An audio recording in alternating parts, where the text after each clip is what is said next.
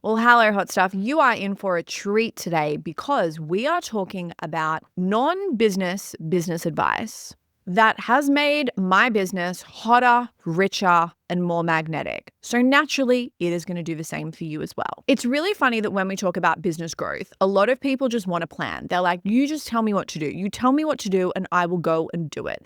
And I think that we can feel that if we have the most perfect strategy, it is going to deliver us the most amazing business. I do agree with that. However, it's really interesting that when I talk with a lot of people, it's like they want a sexy business, they want the money, they want the amazing clients. But when they talk about this, they also talk about how they're going to feel and how their life is going to look and who they are going to be. I think really what you will get out of today is maybe some areas where you need to have a bit more awareness or make some little incremental shifts around. I'm going to, of course, give you some tips, things that I've done in the past. I've got a couple of little stories to share with you. I think that you're going to enjoy this episode. Of course you do, because it's my fucking podcast and you have great taste. So hot stuff. Let's get to it. Before we start, I want to say that this conversation is not about being fake or manipulative. So it is not about turning you into it's like a person that you are not, or it is not about doing things to kind of get something.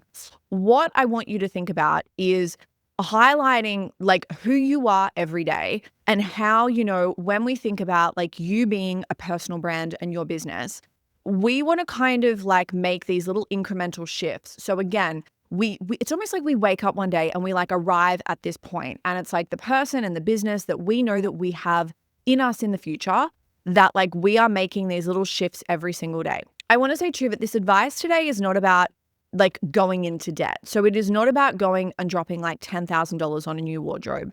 And I'm saying that because it's really interesting that when I talk about like upgrading your appearance or upgrading parts of your life, it's so funny how some people are like, well, I don't have any money for that. And what I'm going to say is that you have things within your wardrobe, within your home that you are reserving for a special fucking occasion.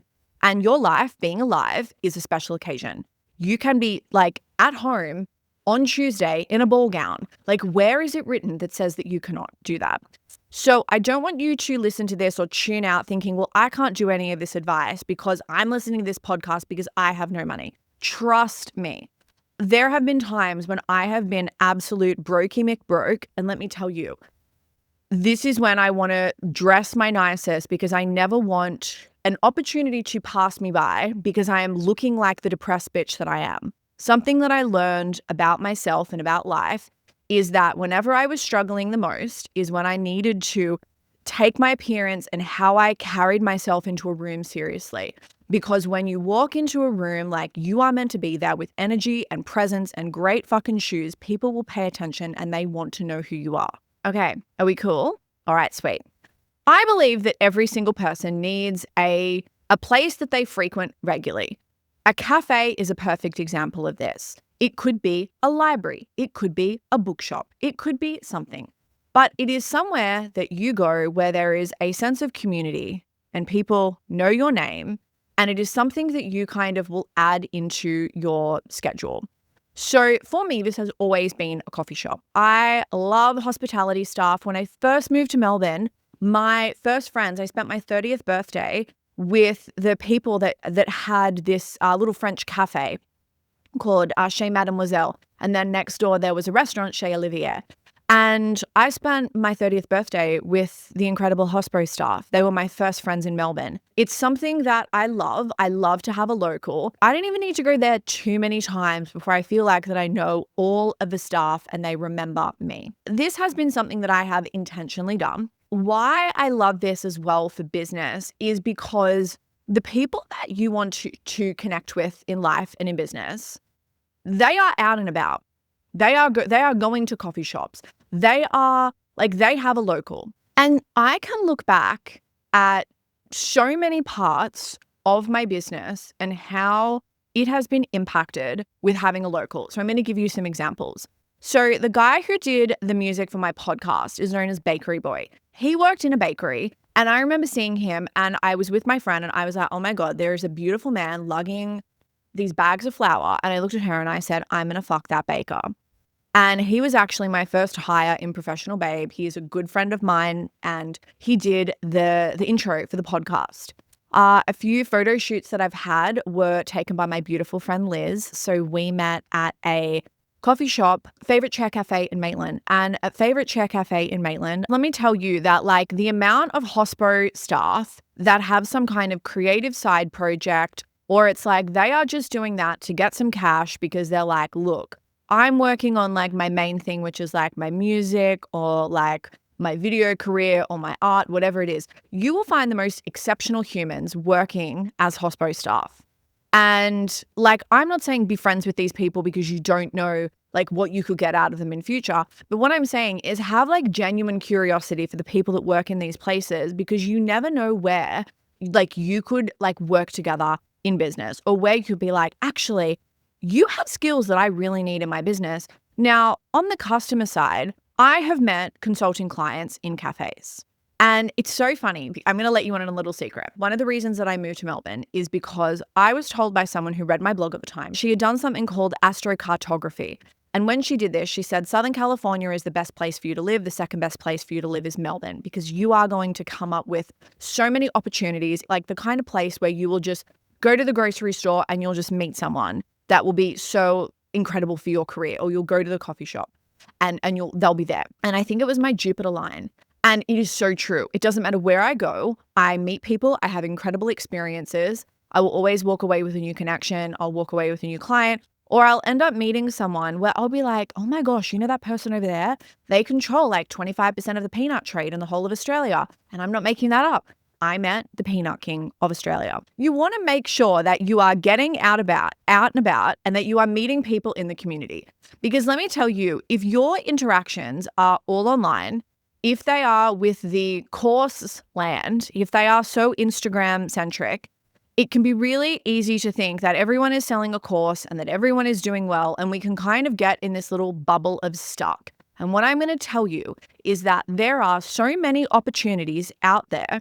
You know, you could be listening to this podcast episode, standing in line, waiting for your takeaway coffee. What I'm going to say is fucking put me on pause, take your earbuds out and just smile at someone and have a conversation. And you never know what will come from that. Because let me tell you, the amount of connections and how this has helped my business, I could not put an ROI on my daily cup of coffee. The second thing, you need to commit to being known and you need to commit to being memorable. Now, I am not saying that this means that you need to be like loud and obnoxious and super showy. This just means that you need to bring presence in whatever capacity and however that looks. So I'm not saying be more like me. I am saying be more like you. Remember who you are on your best day. I want you to think about people that you have in your life and when they bring the true you out, like what does that look like? What are you saying? What conversations are you having? How are you showing up?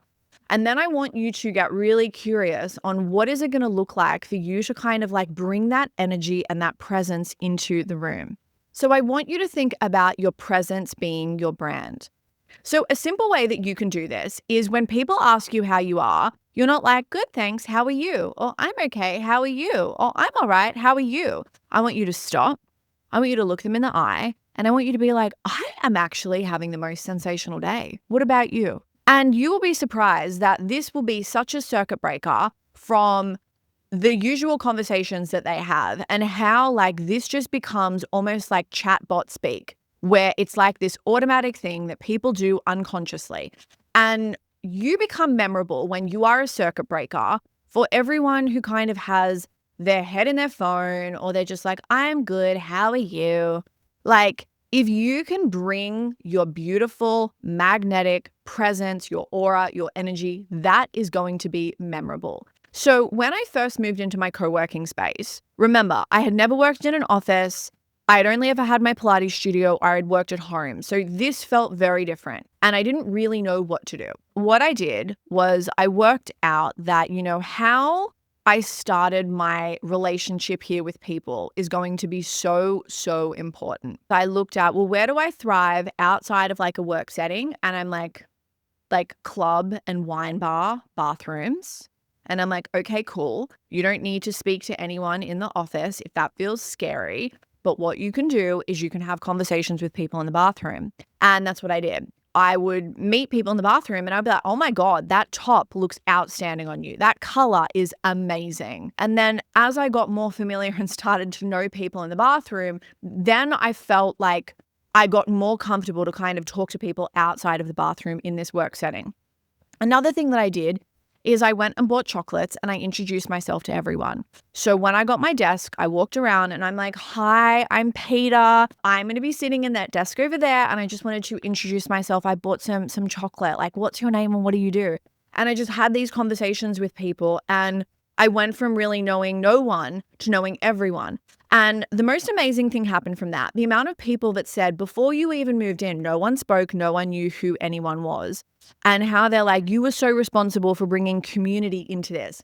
And it's like, what I want you to think about is the flow on effect of you doing that and people realizing that you are such a connector is going to be so advantageous for your business. Now, I am obviously peak extrovert. So if you are like an introvert, you are like, oh my gosh, I absolutely couldn't think of anything worse. This is about you doing something in like any capacity. So it could be if you are going to a networking event, what you can do is you can just scan around and you can be like, who looks more introverted than me? And how can I go up and introduce myself? How can I just get out of my shell just the tiniest bit more than someone else so I can have this encounter with someone? Because let me tell you that when you do things that go above and beyond, and when you do things to include people and to have like a genuine interest, people remember that. And that is so good for your brand because as soon as people need someone, okay, if you are staying front of mind, they will naturally refer to you. Where this is where I have found like, I don't think that I'm the best at what I do. Like, I think I'm pretty bloody good. But I think purely me being front and center and chatting to people has helped so much more than most other marketing activities that I've done in my business because I've ended up being someone that people like and that they know that their day has gotten a bit better being around me. So I'm going to ask you, what can you do? What would that look like? Now, obviously, this is a little bit more challenging being like if you are a home-based business, but it's like when you go to your next networking event, what is this going to look like? If you're on a Zoom call, what the fuck are you bringing to the group chat? Are you like sitting back and you're like, let me just consume? Or are you going to be the person that is hyping everyone up in the group chat, leaving good comments, saying, I love that take. This was so good. Thank you so much. Because people read the group chat. You know, you can be someone that just decides to sit back and just be really passive and not memorable. Or you could be the kind of person that's bringing a fucking vibe that is causing people on that call to be like, I need to go and check this person's business out. Or who are they? Because that is the energy that I want in my life. Because that stands out. That really, really stands out. The next thing to do is to invest in your appearance. Okay, now we all have beautiful clothes. We all have beautiful things. And it may not be something where you're like, look, it's beautiful, but it's not like Prada. But you have things within your life and within your wardrobe that you would call your special occasion pieces. I am going to ask you, what would it look like to take those special occasion pieces and integrate them into your wardrobe? And then as your budget expands, what would it look like to just make some little incremental upgrades? So one of the ways that I did this, it was in 2016, I purchased my first designer handbag and it was the Gucci Marmont top handle handbag. And I actually bought this with money that I did for some like a collaboration with Bioderma skincare. And I remember I took this handbag everywhere. It was not a special occasion piece. I'm taking it to yoga. I'm taking it to the grocery store. I would take it to the fucking hardware shop. I would take it hiking. Like this handbag is going everywhere with me. And I remember walking into my hair salon, which was Suki Newcastle, and the owner, Sandy, looked at my handbag and she looked at me. And then she looked back at my handbag and she looked at me and she was like, blogging must be going really well for you. And I said, it is, thank you. And she was like, let's talk partnership. And that's how I got my first partnership. And I don't want you to think about, oh, well, I'm not going to have opportunities if I don't have a nice handbag.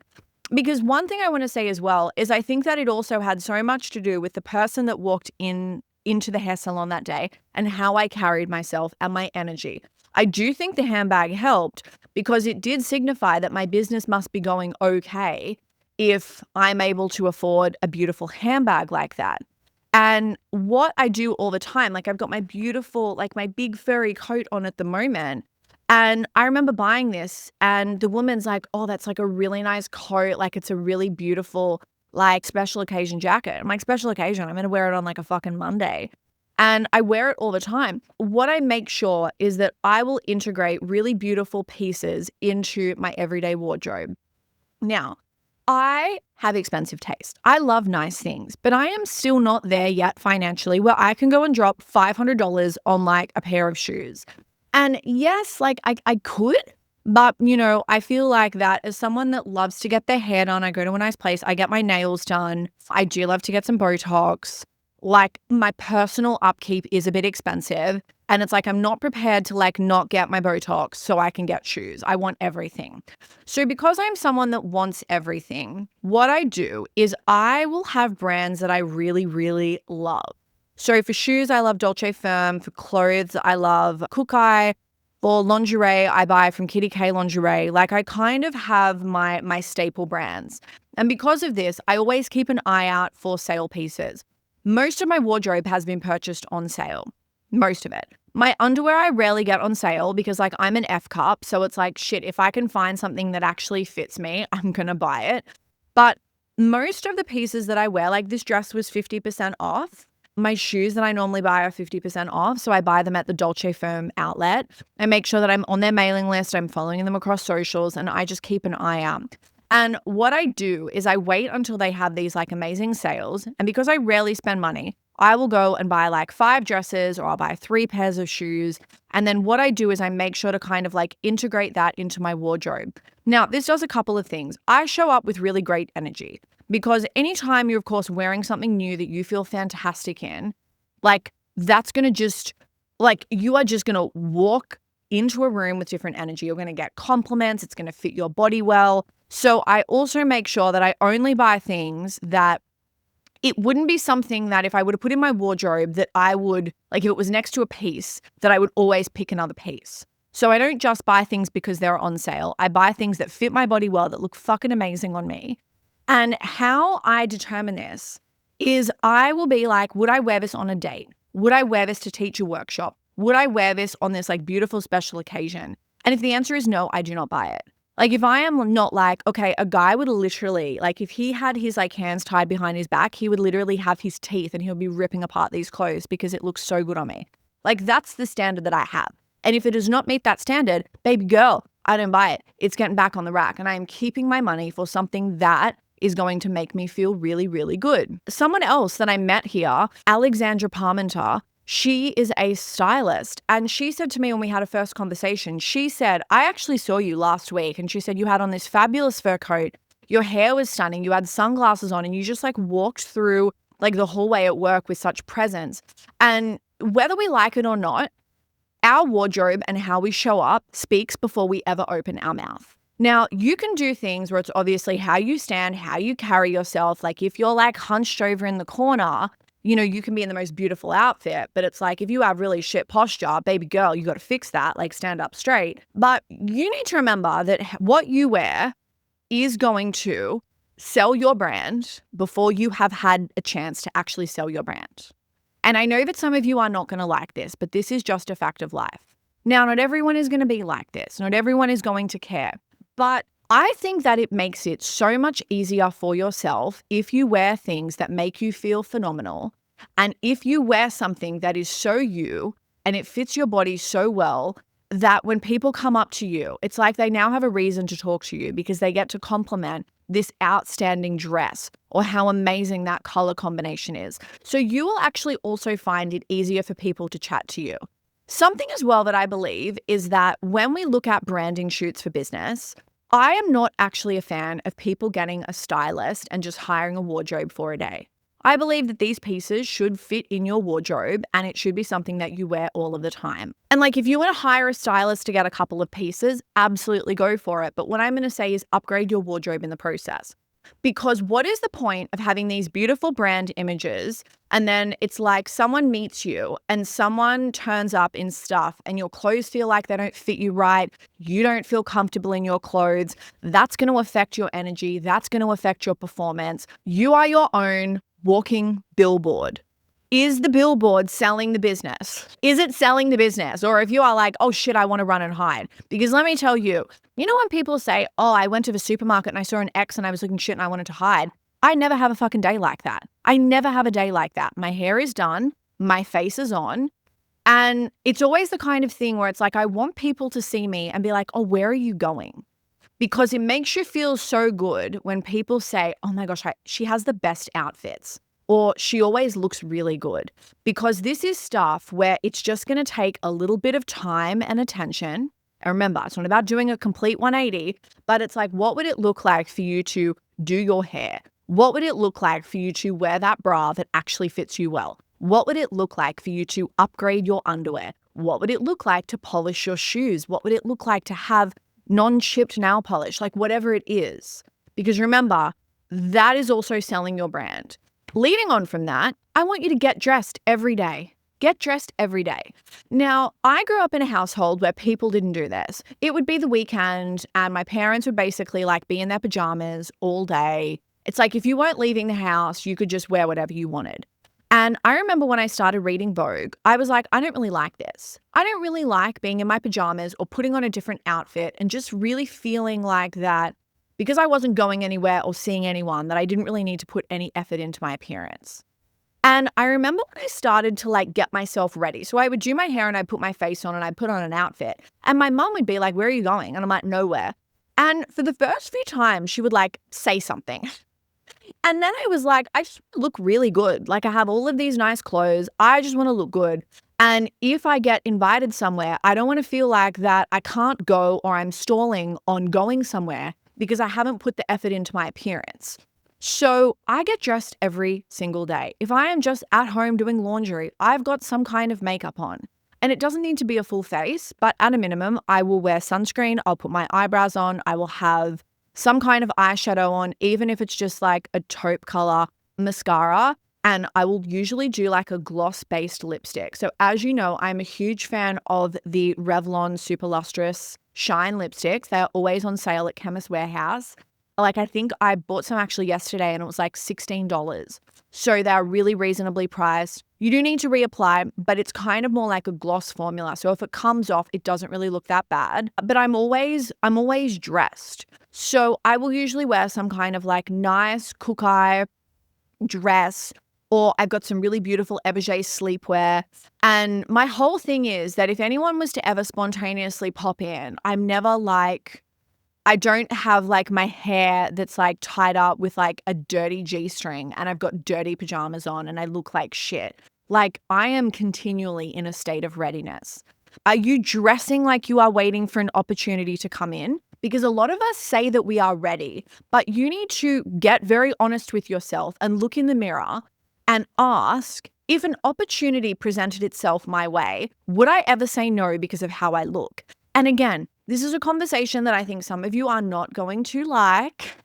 Remember, I'm not here to be your friend. I'm here to make your business better. And I never want an opportunity to pass me by because I haven't washed my hair or I look like shit. Like I want someone to be like, hey bitch, my like +1 is pulled out for this amazing event. Do you want to come? And I've already got a great outfit on and I can be like, yes, I will see you in 10 minutes. So if you can get dressed every morning, it is such like a declaration to the universe that you are ready for any opportunity that it is going to throw your way. And I really love this. I also love the fact that it's like you are giving back to yourself before you give to anyone else. And this is going to look different for all of you. So if you're not a makeup person, you don't have to wear makeup, but it's like, what would it look like to just put on some like beautiful natural perfume and some moisturizer? Okay. Just give your hair a bit of a brush, put on some lip balm. You can do whatever you want. And what I'm going to say, it's like, if you have perfume and beautiful perfume, why are we reserving this for special occasions? Being alive is a special occasion. Monday is a special occasion. Like, you breathing in this moment is a special fucking occasion, because what's the alternative? You being in the ground, okay? So celebrate that. Now, the next point, flirting is going to make you better at sales. And the better you are at flirting, the better you are at sales. I have not taken any sales training. The only sales training that I have ever done is like getting dates and meeting men and like basically flirting with everyone. We are all going to have different ways of how we flirt. I see flirting as being a little bit cheeky, a little bit playful, being very present with someone, eye contact, but not too much, remembering like little things, having open body language, like really taking in the person and their energy that is in front of me and remembering little things. Where this has been really helpful is it's like if you could flirt, you are really good at having a conversation or having banter and having that like chemistry filled conversation with someone else. And this is where someone may be not the best at flirting, but if you are incredible at flirting, you are going to make that person feel seen, they're going to feel important, and then they are going to remember you. I actually had a date last night with a guy who works in sales. He's like finance bro working in sales. And it was really interesting seeing his body language with me. Like he had like the full leg spread in my direction. He had his like knee touching my thigh. He was doing light little touches on my arm. It was like full engaged eye contact. And I was doing the same to him. And we were talking about sales and he would be like, you would be incredible at sales. And it's like, yeah, babe, because it takes one to know one. So I think this is where we can practice having conversations with people and just being a little bit more magnetic and a little bit more engaging. If you are dating, think about going on dates and flirting and like being just really curious and playful with someone else, how that is going to help so much with sales because that will naturally translate across in your sales calls and in a sales conversation. So I really feel that this is the art of making people feel seen, important, appreciated, heard, and safe. And the better that you get at flirting, your business will benefit. The next thing, I live like someone who has already won. And let me tell you, the amount of people that think my business is a whole lot bigger than it is and that I have a whole lot of money. And I don't even really think that it's anything where I'm like really flashy with cash, but it's something where I am not waiting for the future to celebrate the business that I have and the wins that I have. So I celebrate every single day and I act like every single day like the plan is happening. So it's like at the moment in business, we are working towards like $1 million year in business. Now, on paper, we are not close. However, I feel like that it's already happening. And it's already happening because we just have so much evidence that it is happening. And because of that, I just show up like I have $1 million business. It's in my energy. It's in how I hold myself. It's in how I carry myself, what I wear, everything. And what I do is I will show up and make decisions in my personal life like I have already won. And something that is going to serve you really, really well in business is you want to get to a point where you are really unchanged on your good days or your bad days or when you are winning versus when you are not winning. And you will find that you will start to become a better entrepreneur when there is like no difference between you having your best month or your worst month. And that is really how I live my life. So even if I am having the worst month ever or the worst week ever, I still am living like I'm winning because I know that bad days, bad weeks, and a whole lot of shit is actually part of business. Like you can have the worst week ever and you can still have a sexy life. And the sooner you remember that, the sooner that you'll actually show up differently. And then as a byproduct, good things and good opportunities will actually come your way.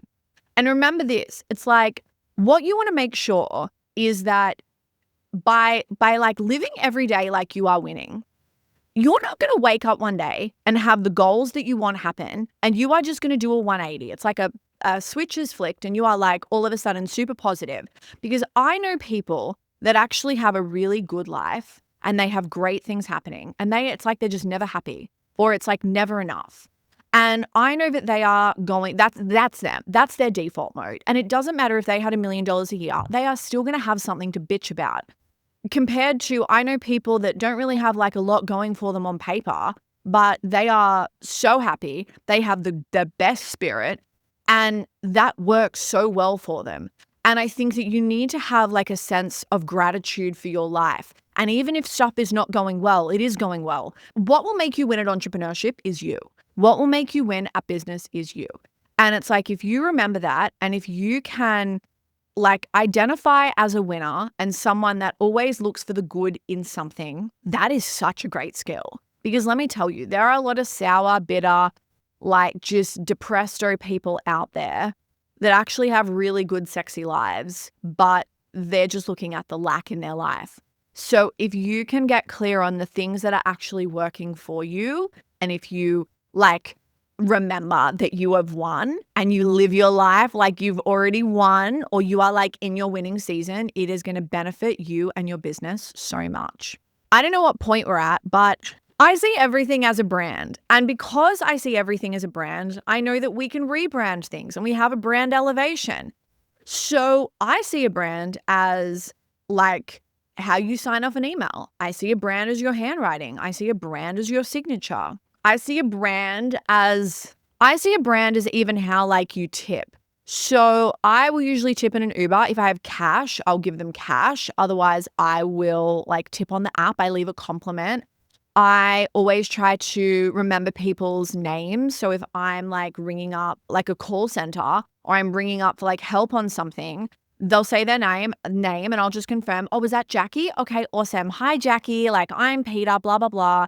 I'll either try to remember or I'll write it down. And then at the end, I'll be like, thank you so much, Jackie. Like you were really helpful. And I think, again, this is something where when I look at the Professional Babe brand, I want people to feel like that this is just like a cut above the fucking rest. I want people to think that we have a high standard because we do have a high standard.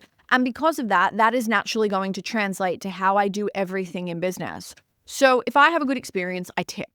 And I know that some people are like, oh, but tipping culture, I understand that. You don't have to spend money if you don't want to. But for me, it's like if I want a life that is filled with overflow, if I am not currently getting that, I will give that. And it's like that is something that I can control. But I can't expect something if I'm not willing to give that out. So it is really important for me to have that as part of my personal brand. So if I go somewhere and if I've had a great experience, or if I can tell that someone has gone to like a genuine effort or they've been really attentive, I will always tip. So what I'm going to ask you to do is I want you to look at the brand on your website and I want you to think about how you want to come across and how do you want people to know you. And then what I want you to do is get really clear on like how you're actually showing up in everyday life and ask yourself, how can we raise the standard on this? How is my brand coming across? Is it scrappy as fuck when I'm trying to give premium? Or like what do I feel like are my really important brand values? And then how can I incorporate that within my life? And there are going to be some things that stand out. Like now that we've had this conversation, you're going to go through your day with that curiosity. Now, the last one is I want you to start to give genuine compliments and genuine thought out compliments. So there is a difference between saying you look nice or you look hot or I like that top. Why do you like the top? What is it about the top? I like that top. The color looks incredible. The color of that top makes your eyes just pop. The color of that top teamed with how you've done this with that skirt and the shoes, that combination is outstanding. So what I'm going to say, it's like when you want to compliment someone, it's like, why do you want to compliment them? Okay, cool. Bring that into the compliment. And this is something where I try to do this often. And as soon as I see something that is beautiful or memorable, or if it makes me like pay attention, I will always say something. So across the road, we have a bookstore. And every time I go in, I'm like, you just have the best selection of books. Like, I just love how you've curated this whole store. And even if it's the employee, I don't care. I am going to say something. I will say something all of the time. I will use my voice. What I want you to remember is if you're having a really shit day and someone said something to you, or they noticed something that you had put a little bit of care and attention in, how that would make you feel. And then what I want you to think about is what would it look like for you to be that person for like 10 people throughout that day? And then giving them that energy, what do you think that is going to do? Do you think that they're going to feel better? They're going to serve people better? They're going to show up better? They're probably going to pass that on. And I think that this really beautiful thing happens when we can kind of be the good energy that we want in the world. Like something that I fucking cannot stand is when people are like, everyone's shit. The vibe is shit.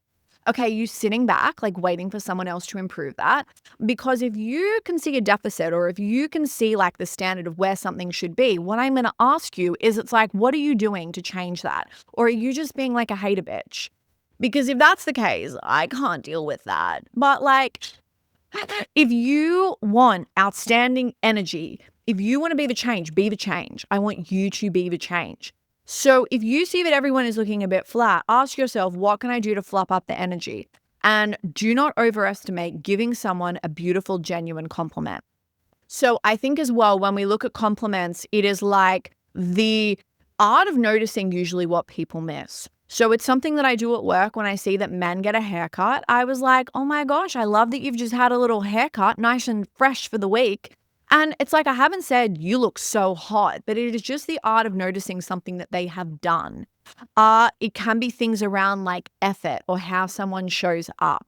So when you notice things, instead of that saying a thought in your head, pass that on to someone else. And you will be so surprised at how you'll be more memorable and the impact that that can have on someone's life and on their day. So hopefully there were some things in there where you are like, yes, Queen Peter, this is something that I can go and do. And yes, hot stuff, you can. It doesn't matter how much time you have, what budget you have. There are all things that we can do. Like if you are at the supermarket, get yourself a $10 bunch of flowers, like buy yourself something. When you are going and getting your coffee, like just make sure that you have good energy and just see the difference in the service or the conversations or even the compliments people give you.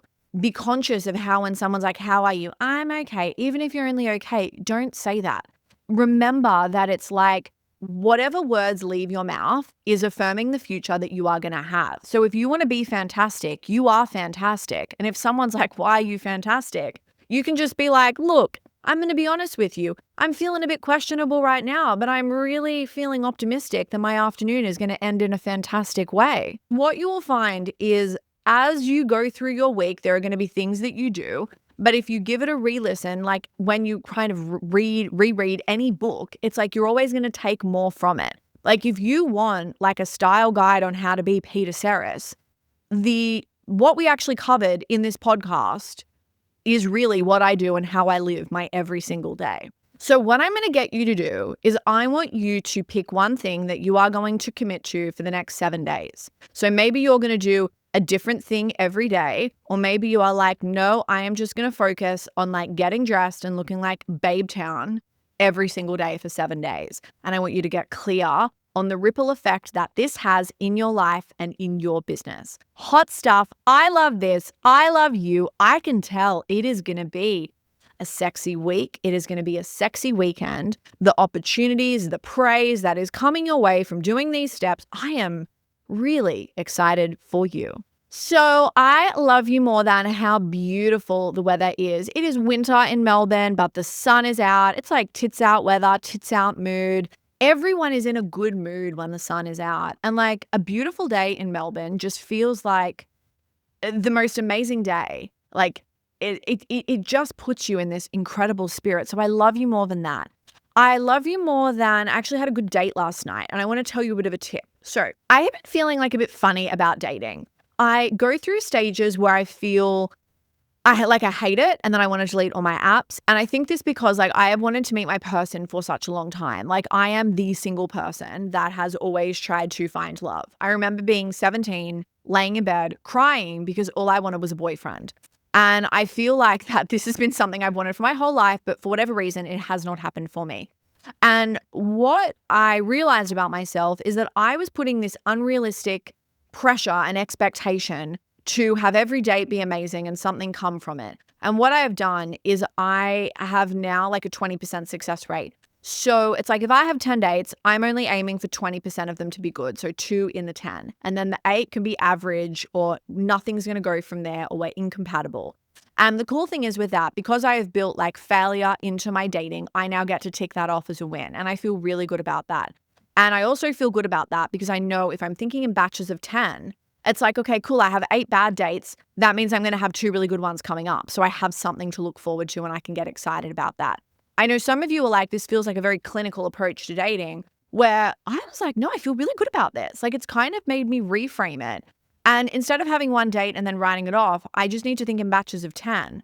So I love that for me. So there is an incredible bakery. I think they're in Sydney as well. It's called Baker Blue, Bleu.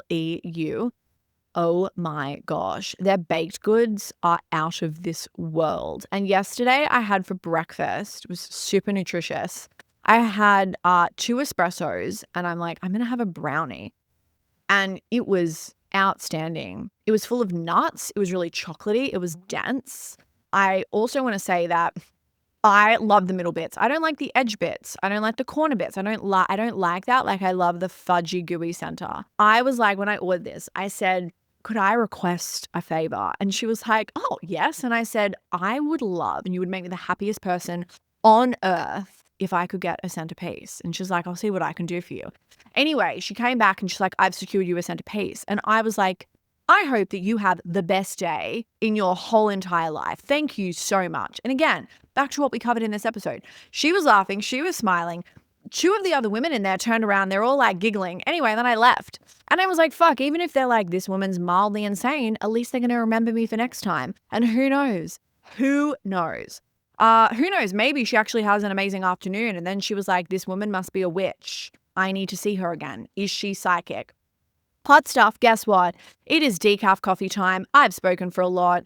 And hopefully you love this episode. If you haven't already, subscribe. Depending on where you're listening, leave a comment. If you're watching this on YouTube, make sure that you like it. Tell all of your friends. But most importantly, have the day that you deserve. Mwah.